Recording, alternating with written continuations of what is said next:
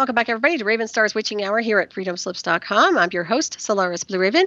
And for my special guest in Hour 2, it's Dr. Richard Allen Miller. And he has been a guest on the show. He's a regular. We just love him over here. He's author and researcher. Dr. Richard Allen Miller reveals a depth of knowledge and experience in alternative agriculture, physics, and metaphysics. Miller began working in the secret world of Navy Intel, SEAL Corp, and then MRU in the late 60s, and now has amazing experiences and conclusions to share. And before many leading-edge concepts became trendy topics, Miller was and is in the international front lines of research, experimentation, and documentation. And his websites are www.richardallenmiller.com and oakpublishing.com. And it is with great pleasure we welcome Richard to the show. Hello there. Hi there. Good How are you doing? I'm good. I'm past my bedtime. I know. You're not even grumpy, are you? Yeah, that's the grumpy old man that I am. You're not grumpy. I so appreciate you coming on board tonight. Thank you for joining us. You bet. Yeah, it's great. So what do you want to talk about tonight? There's so much happening here in the world. Where do you want to start, Richard? I have no idea. What do you want to do? Burns, Oregon, next door to me? Or we could talk about a new chapter I wrote called Rock the Casimir, or Adventures in Time Travel. Wow, I like all three. Can we start with all of them? We have an hour. Well, I do. So tell me what's going on in your neighborhood. Let's start there first. Well, Burns, Oregon, of course, the Oath Keepers have been infiltrated. There is no question that it's corrupted. Who Bundy is out of Nevada, I haven't any clue. Basically, there's a big standoff going on, and the part that nobody knows, that's convoluted, that is a false flag, etc., is basically BLM. Bureau of Land Management is giving away our country to China because of our national debt. And China, the Bundy Ranch thing in Nevada New Mexico was about China wanting to put in a solar panel system in the area where those people were doing their cattle. Up here, it's the same. Our 50% of Grants Pass is owned by China right now on the books. They own our timber. They own everything. In Canada, they now run all the utilities in Canada. That is what the United States has in store in the next 10 years. We will be invaded in a number of different ways, and it is going to happen. And people like Oath Keepers and people like myself, I don't know what to do. I don't have any money to fight any of this. I'm in a petty court thing that isn't even my fault, and I'm being sued unrightly just when I was acting as a power of attorney for a friend.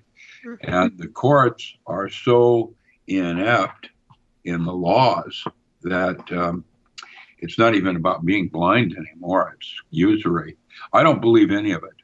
I don't believe that we are truly the United States anymore.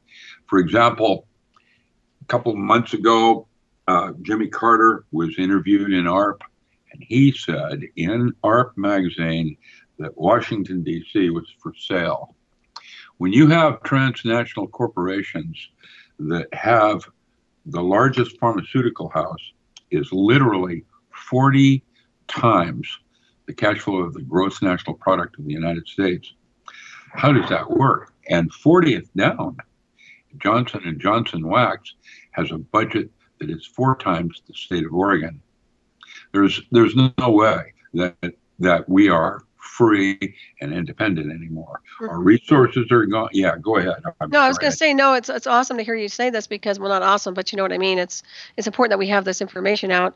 But yeah, I see DC's for sale too. I'm wondering if the Saudis bought it, to be honest with you. I think that we have Islamic invasion. Well, yes. Look, the war part is a couple of old men, probably 2 or 3, that are going to send thousands of young men off to war to die for oil and money. I actually have a friend that collects German memorabilia, and he has a button with Ford Motor Company on it with a Nazi swastika. It's like the whole thing is about automobiles, rubber, and gasoline. And The war is good for business. I don't know anybody in Syria. I don't know that ISIS is beheading anybody. And if they are, I don't know who they are. And the way they treat their women, I already have, issues in terms of lifestyle and moral codes of ethics. But I'm not going over to Syria to denounce their behavior with women. It's not I'm having trouble just getting along with my neighbor next door. Right. This is crazy. Yeah, this is crazy. They're coming here, Richard. That's the problem. I mean, they're invading our territory in America. Well, that's the other news slide. Yeah. And, I think that in the name of God, I believe that there are more people that have been murdered in the name of God than any other 10 other items of reason for war. I remember an old cartoon I saw, 14th century, showing the Knights Templar in their hordes up on top of a mountain ridge looking down at a sleeping village. And the Knight Templar said, "Kill them all. Let God sort out his own."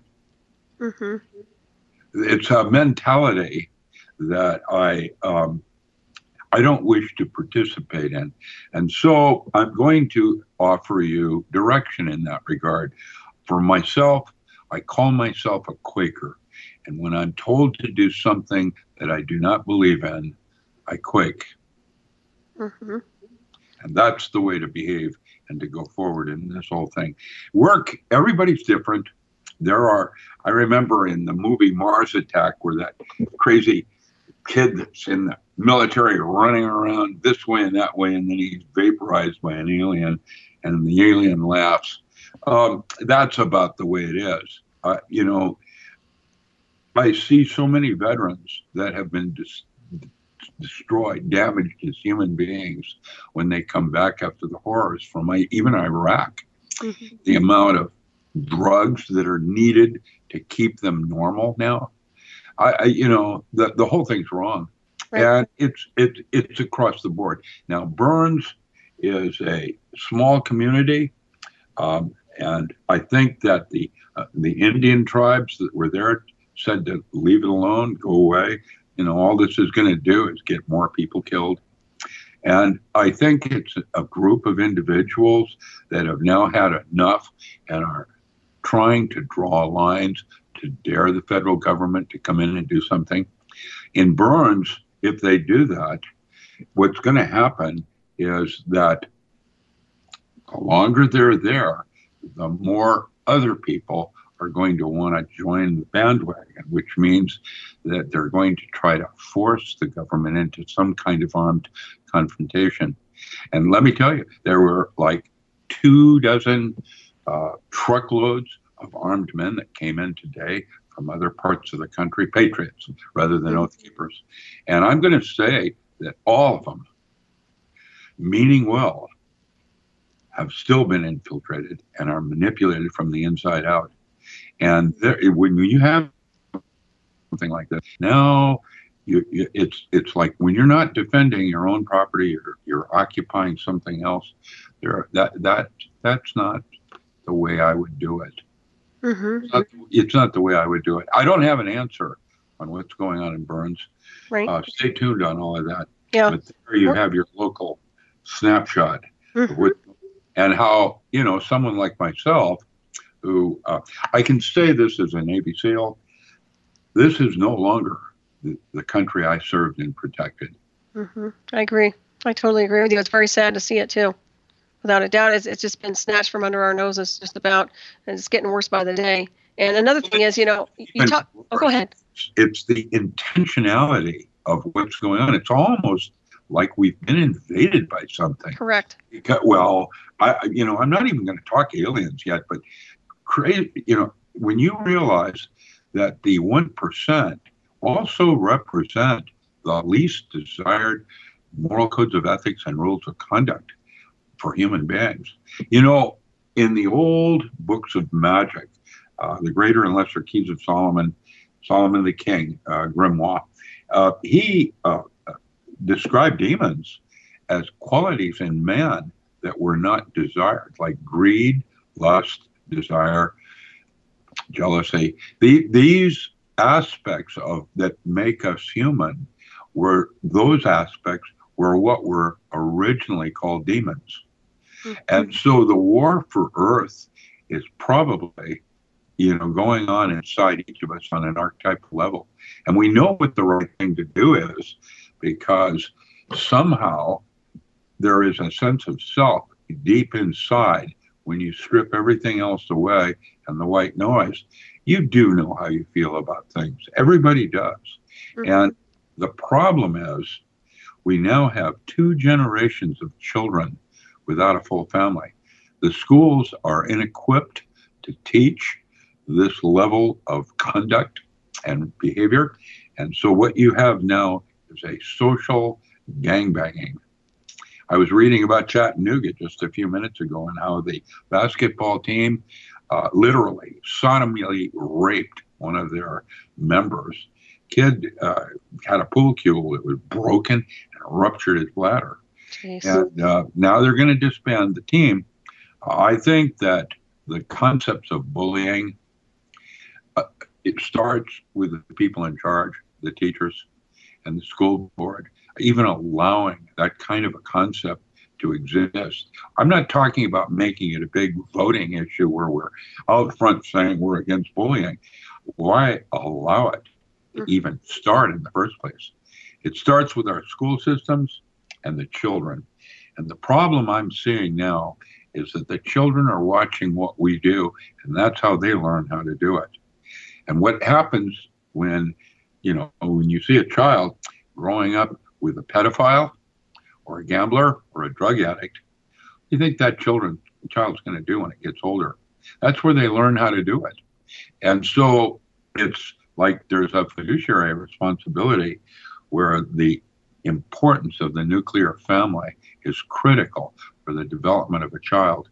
They're actually smarter than we are, and basically make better food choices. That's why the groups I'm working with now are working with children in what we call common ground rather than common core. And common ground has to do with an ecumenical movement to return the family to the child, and that the child's sandbox become the garden as their playground. And it works. It actually works. And so we have a program going on like that now.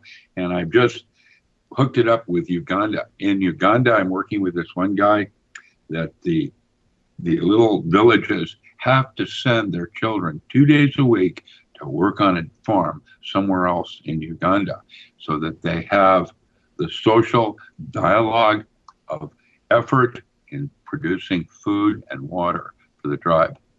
It's interesting. I don't know where this is all going to go yet. Stay tuned. It's a work in progress kind of thing. We have in Oregon, in Grants Pass, Oregon, Williams, Oregon, to be specific, is a place called Pacifica Gardens. You can look it up. Steve Miller's old place. He was Stevie Guitar Miller. He had a big 2,000-acre retreat that is now a sanctuary for children and alternative educational systems. And on that facility is a thing called the Caterpillar. It's a bus, a science fair bus, that moves to the different grade schools teaching entomology. And the first thing I did was strip the bus of all of its bugs, bug plaques and pictures and all that stuff, and replaced it with water testing kits. And the first thing a child is learning how to do now is to determine whether or not water is safe to drink. As they get older, they learn what's wrong with the water and maybe how to fix it. And then when they reach, 3rd and 4th grade, they're now ready to teach the parents how they do it. I think that's right. I think that's going to be an empowerment where the children want to pay it forward in terms of small groups of children can grow plants better than adults. And they, here we are at the end of days. And we have options in how we choose to want to exit. I remember when our educational system in elementary school was number 4 or number 6. Now we're down to 23rd in the world. That is wrong. Yeah, it's really sad. You know, you're right. It is the end of days, and I really believe that this is it, man. I mean, things are imploding right now, and sides are being drawn, and you know. Nibiru. Well, yes, there's NASA has actually in recent weeks reported identifying an object up past Pluto, past the Oort cloud that is in our solar system on an ecliptic coming in around Neptune. And that may well be that planetoid that has been observed and described may cause geographical changes. Certainly, we're seeing the weather change, and the coronal mass ejections that are coming off the sun right now are of such magnitude and velocities never recorded in history before. Mm-hmm. And so, what Matt Stein and I are doing are these two-day urban survival skill workshops. And the city of Hollywood has approved holding one of these two-day events to prep the town of Hollywood, the city of Hollywood, for eventual changes when the grid goes down, and it is going to collapse. There is absolutely no question that there will be no power in almost every point in America at some point. Then municipalities will not be able to deliver water. What are you going to do? That's why I've decided to start teaching the children the most important basics first, which is water, food, heat, and that kind of thing. There's basically 7 categories. And once you have some degree of sovereignty in that, like you have your water together, whether it's a well with a hand pump on it, or you have running water that you can clean, you need to have that. You need to have that together today. And I'm going to say, marking my words, that everybody listening today, by the end of next week, should have at least 3 days of water in storage for every person and every animal in your household, and a replacement plan the first day. And if you don't do that, there will be blood. Mm-hmm. Well, you make a good point right there. Can I ask you real quick if you have any information on the underground bases insofar as if they're being evacuated to a skeleton crew right now on the mainland? None of our bunkers are being evacuated. I'm just curious. Okay. Yeah, I don't know much about that. I'll talk about underground bases because I have some knowledge of that. Los Angeles is like got huge caves under it. And it will go just like the movie 2012, where you'll watch big chunks of land mass break up and slide sideways down into the ocean. It will go like that. That Rome just released the 3rd prediction of Fatima that was supposed to be released earlier, and then they didn't because it was a depressing thing the church didn't think should be allowed out. And basically, this prediction suggests that there will be millions that die within minutes on the coastlines. And there it is. It's been predicted by Fatima from the 20s, and the Roman Catholic Church has embraced it. They have a huge observatory that they built in, Tempe, or somewhere down there, to watch and take their own sessions on Planet 7X. I really don't know what is going to happen or when.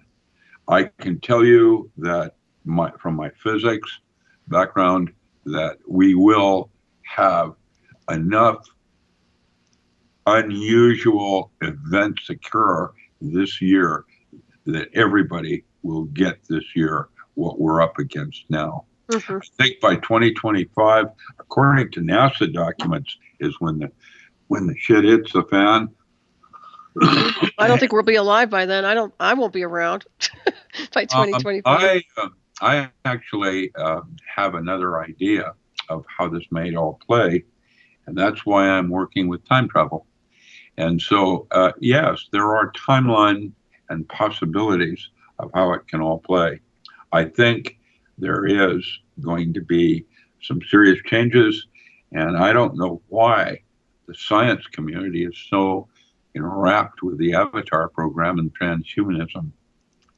I get habitat changes and so on are such that the human body is being more and more limited in where it can range. I know orca, this cetacean, has a biosphere that's probably 10 times that of man on Earth. And so, here's the weird part. I've watched, which would suggest it's a more evolved entity, better designed for its environment than we are for ours. That orca has a cerebral cortex that's literally twice the size of man, and that mammal is firing 60%, not 10. And so that would imply to me that entity is enlightened and is able to go places man can't even comprehend. Right. Okay, that means that that cetacean might be God, not our God necessarily, but not knowable in terms of what it can experience.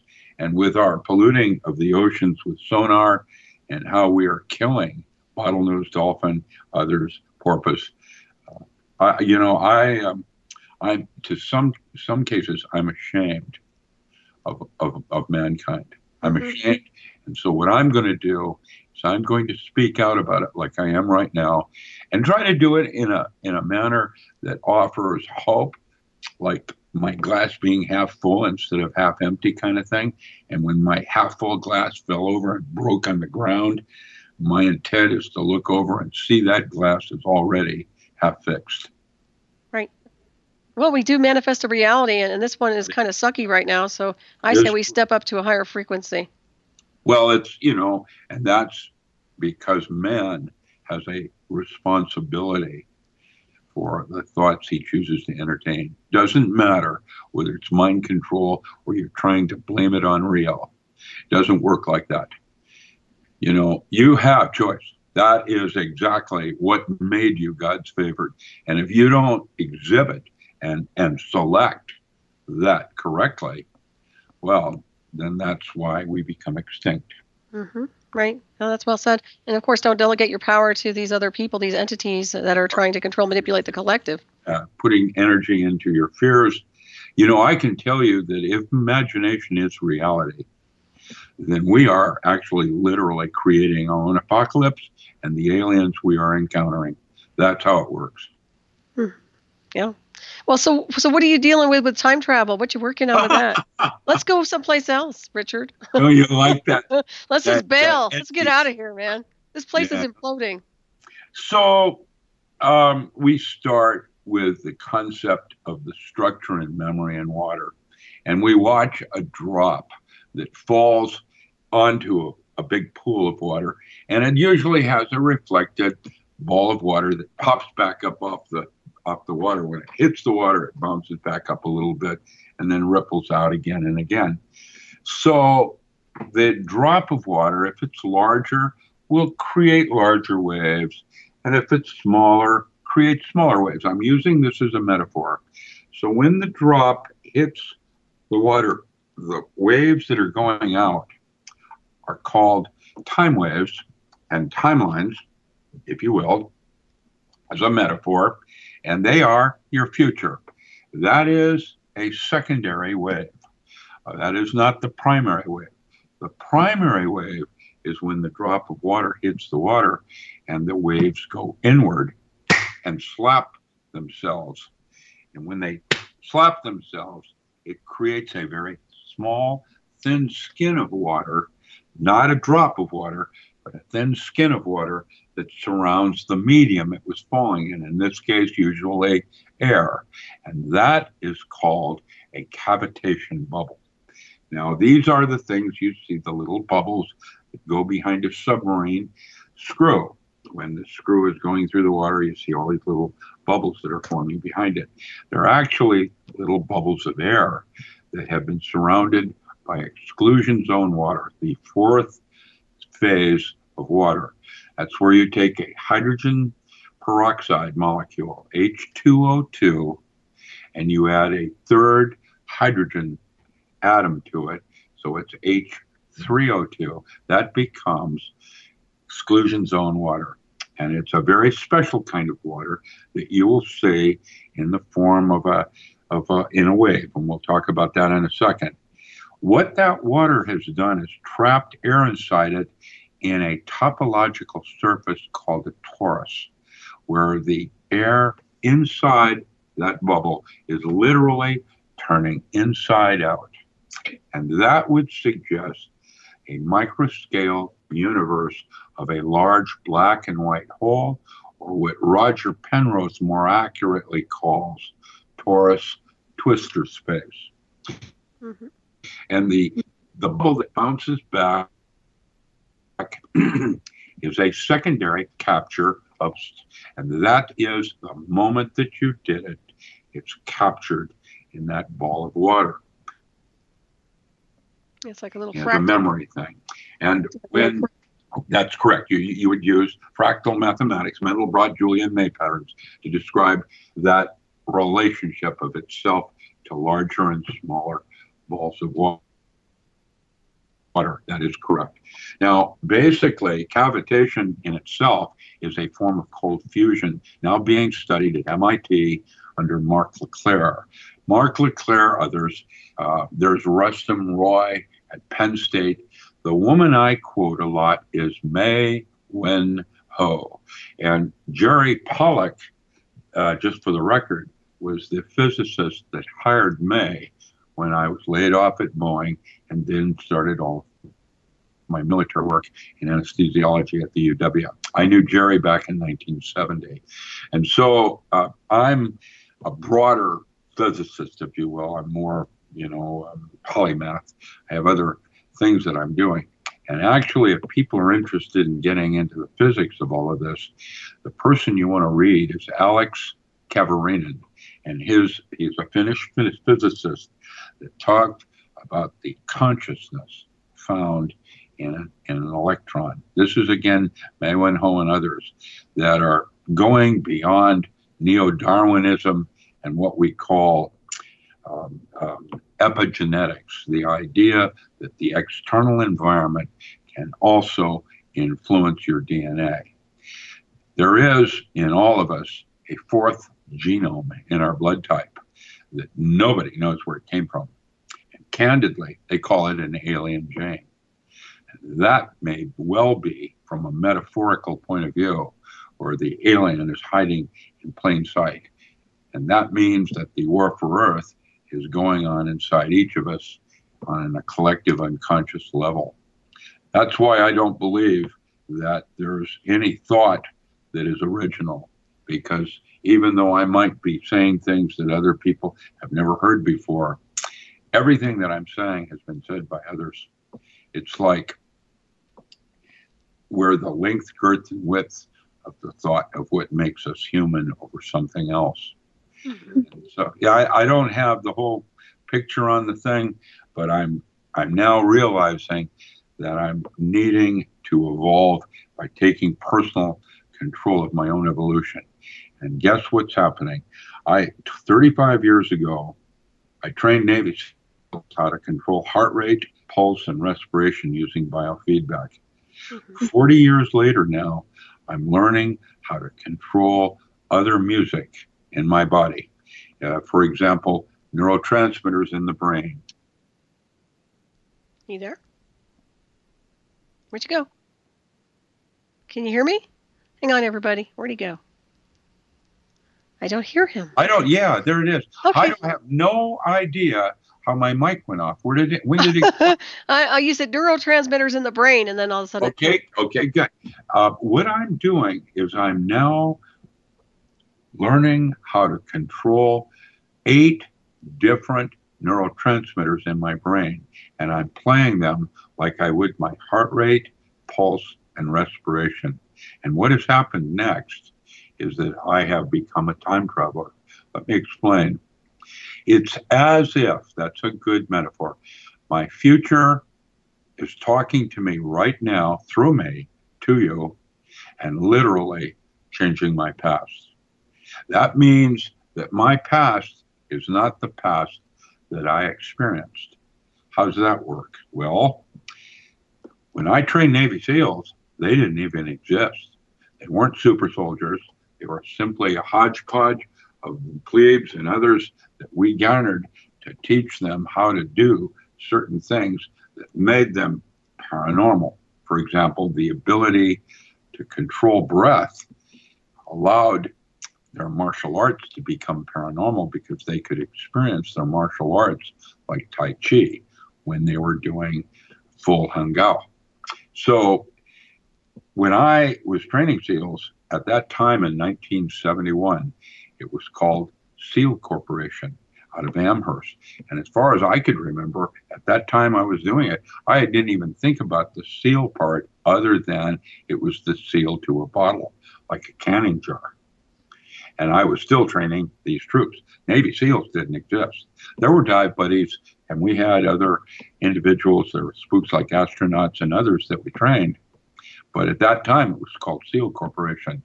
And so as I continue my moment and being in the moment like I am right now, you can almost tell when I go into sacred time over profane, because all of a sudden you're captivated by something I've said. It isn't my physics that makes it real. What makes it real is your mind's eye. And the physics changes every 20 years. I mean, today we're working in a holographic universe rather than a quantum one. But, that part is irrelevant. What's relevant is that if you can see in your mind's eye how everything works. So now we're going to go back to water, and we're going to talk about that molecule. Hydrogen and oxygen is so small. It is the smallest known molecule that has a dipole moment. That dipole moment now makes it have a lot of options in terms of levorotary. That means para and ortho water, where the dipole moment is going to the left rather than the right. And then you have isotopes of deuterium and tritium. And then you have clustering of water where 2 or 3 water molecules will bond together in what we would call Willard water, which is kind of like H3O9 with a free radical ion. And that's the kind of water that you would experience near a waterfall. And so when you look at the wave in the ocean, you'll notice certain parts of that movement are moving faster than the wave itself. That's what allows surfboarding to work. And that leading edge is exclusions on water, where there is a lubricant relationship of when that touches something, it changes it. Let me explain. When you have water, it's sitting in a big pool. If you take a very small pinch of baking soda and you drop it into the water, what immediately happens is it restructures everything around it. Because water, when it touches anything, it changes the water. That is the memory that we're talking about. And it knows what it's touching. If it's touching plastic, it's relatively uninteresting. It's not very healthy. And it just sits there and goes flat. If that surface was tellurium, another metal, that water would creep right up the edge of that jar, 7, 8, 12 inches, and then over it with surface tension because of its relationship to tellurium, which is different than aluminum or lithium or, other metals that you could be working with. And so that is the thing that they talk about as memory. And actually, the exclusion zone is very reminiscent of what we call in our computer chip the forbidden zone, where you take gallium and arsenic, and the surface where the two metals meet each other is what is called the forbidden zone, where you store information. And water is 1 million times more efficient. It means 6 zeros. And that's why I'm going to say that water will probably become our next computer chip. And I'm going to say that the human body is 99% water, which means that it most likely has the structure of who you were in past lives and future lives all contained, and that it's your thought and choices that restructure and create your past and your future. That's how it's going to work. I agree with you. Yeah, definitely. Cellular memory. There it is. Yep. So you have access to yourself in what we call Akashic records, and you have a way of changing them, just like they did in that movie Interstellar. When he went into the Hall of Records, going through the wormhole and singularity, he got into this place where there were all these different places in the library where he was at, as a metaphor, so that he had the option of pushing books out of a bookshelf in an attempt to communicate to his daughter in the past. And my future is doing that very thing to me in terms of getting my awareness of now, aware of it in the future. It is done exactly that same way in metaphor. And the way you get there consciously, which is called syntactic modes of consciousness, is by learning how to control the release of neurotransmitters. If you close your eyes, you can feel that chill that just went up your body. That means you can generate that chill on demand with your mind's eye. Imagine doing that. That's N, N hyphen dimethyltryptamine. Imagine what you could be doing with lysergic acid amide, the one that goes, aha, when you connect one dot with another.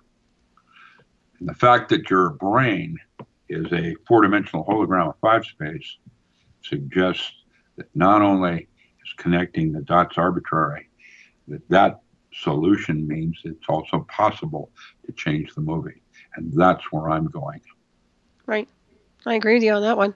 Well, and also, it sounds like what you're describing also is existing on a multidimensional space beyond the illusion of space and time. And for me, it seems like it's easier to ascend into that hyperdimensional space and live there than to descend into this world of chaos. They all have analog. And that's the other part of what you need to know. It's like going to a fat doctor. What's wrong with that picture? The doctor's fat. How is he going to be able to help you if he can't even help himself? The metaphor stands. There will always be a physical analog of where you are spiritually. Mm-hmm. So, okay, that's in the Upanishads. There is a set of books called Voice of the Silence. And in that, it's been translated by Blavatsky and Crowley and others, different translations like the I Ching. The thing is, they talk about 10 sounds that you hear in your right ear, which is called the Shabad, Shabd, the voice of the silence, Gaia, the serpent at the end of the rainbow, and its lost chord. Now, that describes in Voice of the Silence, depending on what you hear, determines where you are spiritually. In other words, there's metaphor in the relationship of sound to spiritual development. And so it's a metaphor. Okay. And also, are you describing the Kundalini that was Steve Travesty was asking? Yes, I am. Okay. There you go, Steve. That's Sri Aurobindo Gopai Krishna. Yes. That chill that goes up or down the spine. What that is exactly is a series of philia that are sticking out of the central nervous system that an electromagnetic wave is going up and down by resonance, where it starts to oscillate and it causes the second one above it to oscillate, and a signal goes up your body in what you call a chill. And that chill turns out to be in the visible light region. That's why they talk about the light. And if you can adjust your body position correctly, straight spine, that kind of thing, that light will actually hit the pineal gland at the base of the skull, just above the yin. And that, that little indent in your back of your head there. And that's where your pineal gland is. And while it may have calcified, you can uncalcify it just by doing chills and straightening your back. What that will ultimately do, as one application that I've discovered with a famous electrical physicist that I worked with, what was his name? Robert O. Becker. We discovered that it'll set up the pineal gland if you can stimulate the pineal gland with light. It will set up a resonant cavity oscillation in the neural cavity.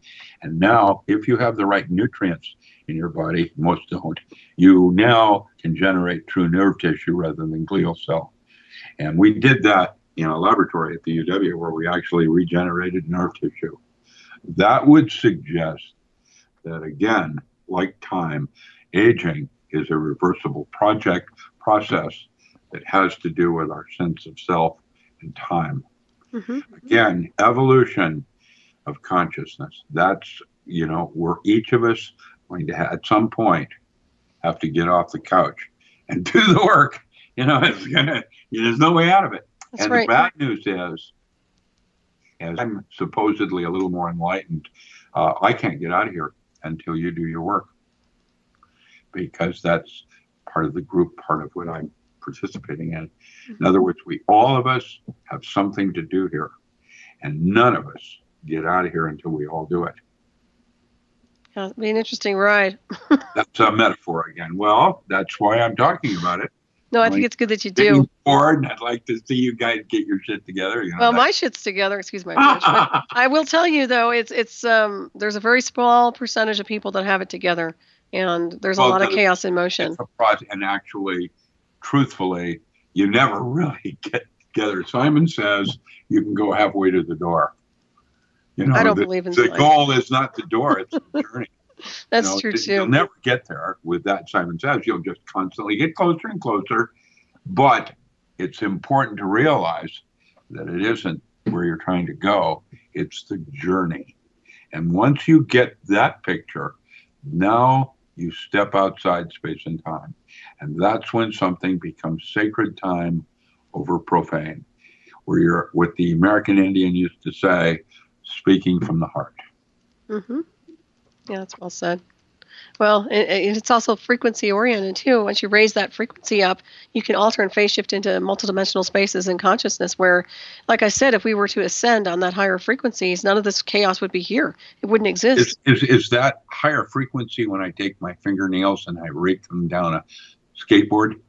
Not for me. That's a vibration. Everybody raises to the occasion. Hey, don't get those hoverboards, Richard. I hear horror stories about those. Yes. That's a subject, but yeah. Back to the future. There we go. That's what I'm talking about. Let's go to the real future. Yeah, make some good points tonight make some good points tonight insofar as what's going on with what's going on in the linear world versus the multidimensional. Yeah, well, it's all the same because it's resolution of information. If you choose to look at multiple levels of universe, then you have hierarchies like the physical, emotional, intellectual, archetypal, in a hierarchy of octaves, if you will. And so when you have the physical plane, and there's your data, your emotional plane, EQ, is how you feel about it. And there's quality of information in that feeling. Doesn't mean you're right or wrong. It's not even about that, because in next century, we're going to realize that you have a double ganger, an opposite you at the other end of the bubble. That's the toroidal surface that we're talking about, of going into the out of. And that is the air that's trapped inside that little cavitation bubble. That bubble is being blown by a bottlenose dolphin. It's called sonoluminescence. And that's a type of cold fusion that dolphin is using as an art form. You see, I think there's mammals on this planet that are, they're more evolved than we are technically. We just don't see the technology that's quite the same. One of the things I did for military was that I looked at alternative epochs technologies, like using sound and dance to change space-time.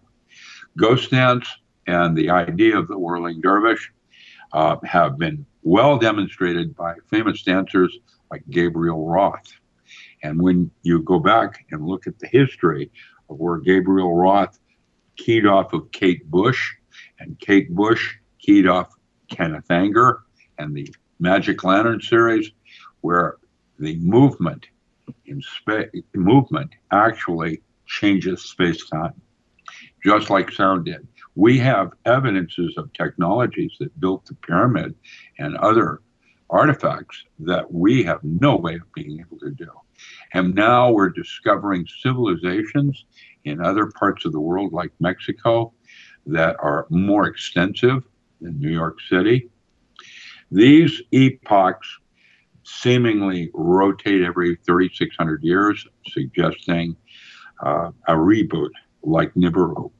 And when we take a look at cave drawings, we notice that that bison that's up on the wall is not from an early caveman hunting it. It actually represents a star constellation, and all those little dots around its eyes are known stars associated with that constellation. And then we go to older cave drawings, and they're in reverse, indicating that the person huddling in a cave was talking about witnessing that constellation from space. And that's like literal. And so now we have the Clovis culture that has become the Hopi Indian, and their medicine is songs and dances, their memory of history, like Enemy Mine. And when they sing about Nibiru and the end of days, well, here we are. And so we have an opportunity to evolve. This is the so-called breakaway civilizations, the alien influences, all the rest of it is metaphor. Just realize that the aliens that you're envisioning in your mind's eye right now are created strictly from your imagination. How could they not be true? Mm-hmm. That's well said. There's no doubt about that. Well, it's interesting because there's so many things happening simultaneously in the cosmos that it seems to me like speeding up the quickening. Yeah, no kidding. Seriously. And of course, if we could just get everybody to step up into that matrix, the full light matrix, it would be such a better world. You're such a mystic, and you want to believe. I don't want to believe. I know what's out there in the cosmos. It's here that's crazy to me. This matrix has to go. This false one. How did Chief Dan George put it? You make my heart glad. That's a good one. Hey, I don't want to change the subject on you real quick, but I do want to ask you, have you been to any gun shows recently? Yes. Matt Stein and I are doing Randy Curley's gun shows. The RK gun shows around the country are, the last one we did was in, not Wichita, where was it? Springfield. I was in Springfield. Oh, good. Okay. In Kansas City.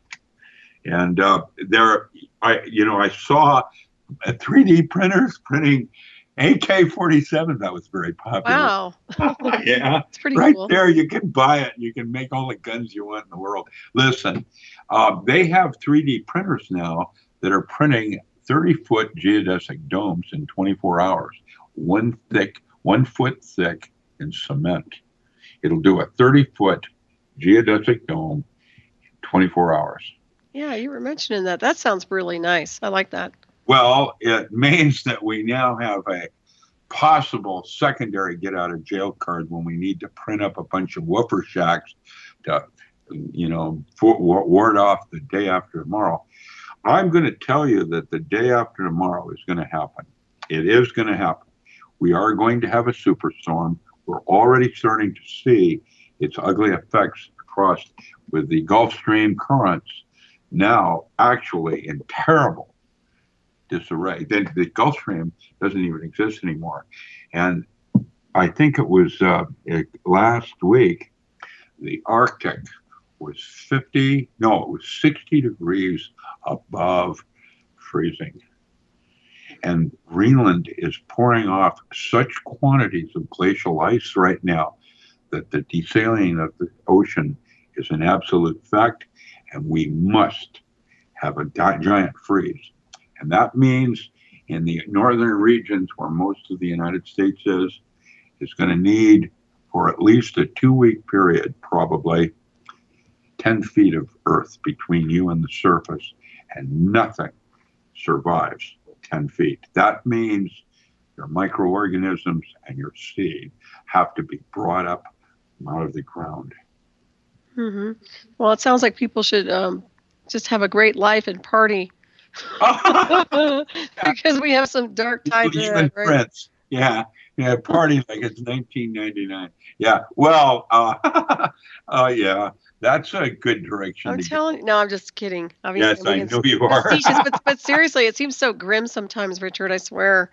Just I don't makes you want to throw up your hands sometimes. But at the same time, you don't have to. Again, you don't have to see it as grim as much as an opportunity, because basically everything is about change. The physical plane here is where we go to be sick spiritually.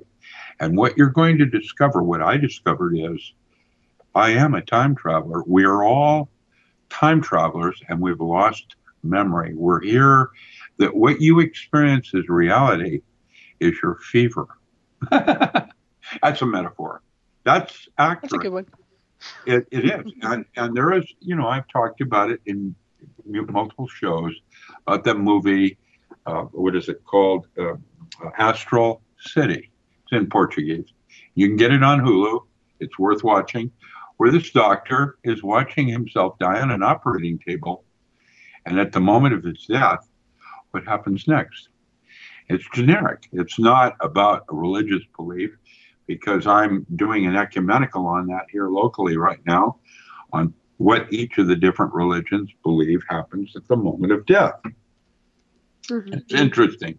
There is a lot of different theories about what that is.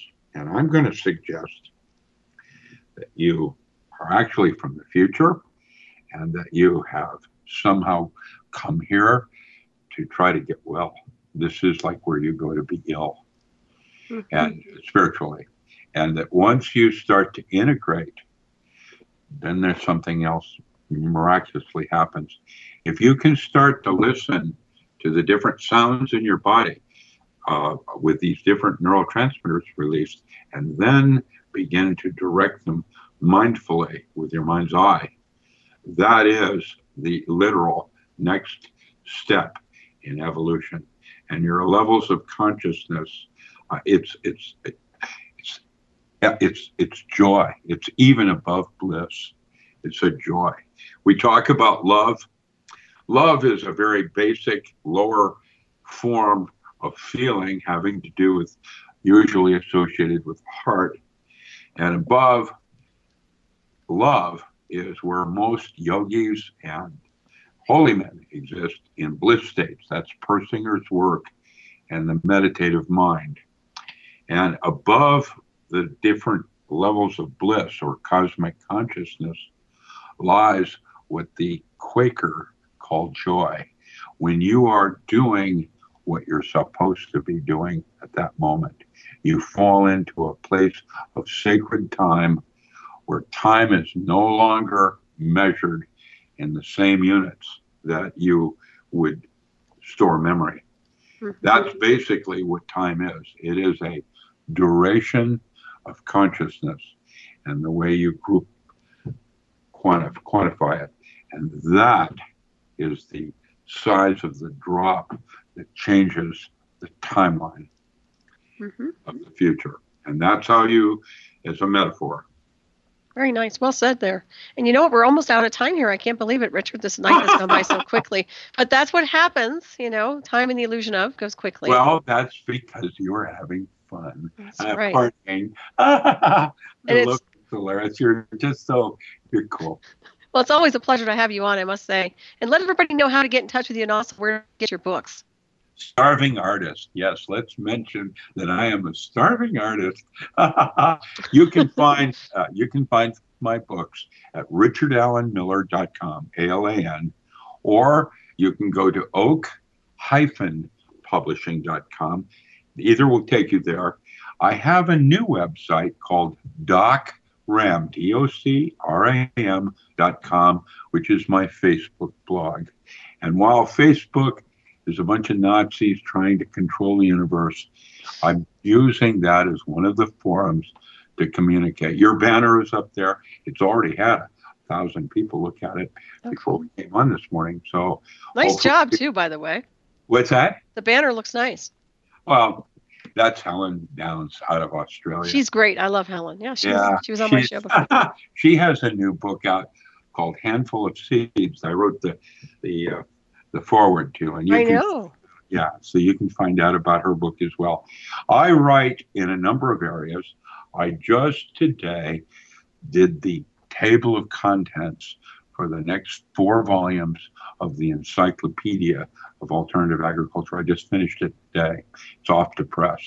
I'm going to be doing the SEAL reports tomorrow. I've got all these manuscripts ready for press. And so I have a brand new website called gofundme.com/Richard Allen Miller for anyone that would like to see my writings get into print a little sooner. I don't have the money to do 10 manuscripts. It's I've got them and they're ready to go. But right now I sell either on Amazon or through PayPal.